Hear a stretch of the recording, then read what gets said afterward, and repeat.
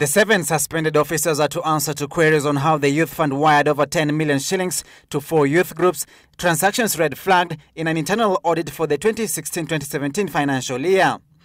The officers who were suspended in March include Mercy Cheriot, who was adversely mentioned in the internal audit report for allegedly dishing out the cash unprocedurally. Others include the acting head of finance, lending and investment manager, and credit officers from Kajiado North, Makadara, and Bomet Central constituencies. One, we invited DCI. Youth Fund has since invited detectives from the Directorate of Criminal Investigations and a special audit team from Treasury to probe the financial dealings of its staff. The Treasury report expected to be ready within a week, while the DCI says its report will be ready within 2 weeks.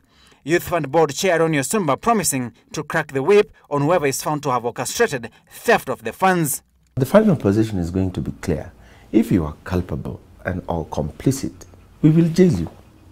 If you were not you did not collaborate, but it means then you did not do your job, so you're incompetent, so we will fire you. The internal audit report also punched holes in the financial system at the fund.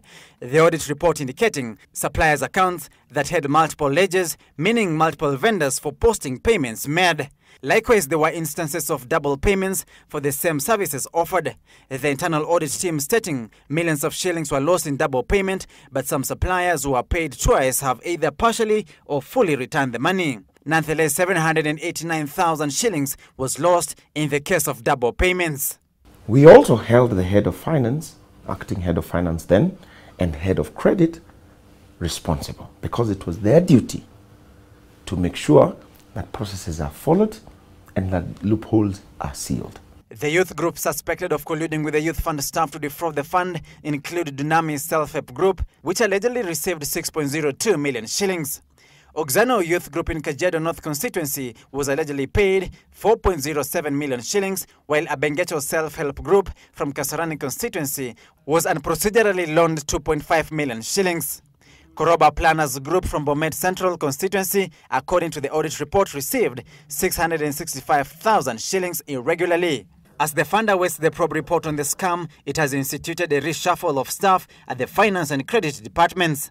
This is not the first time the Youth Fund has been thrust into the limelight of a graft. In 2016, Youth Fund Chairman Bruce Odhiambo resigned over loss of 180 million shillings. The former music producer had been fingered over alleged theft at the fund, particularly how 180 million shillings was transferred in 2 tranches of 115 million shillings and 65 million shillings to Corundum Limited 10 days after Mr. Odhiambo appointed the late Miss Catherine Namuye as the sole signatory to the fund's account. Samogina Citizen Live at 9.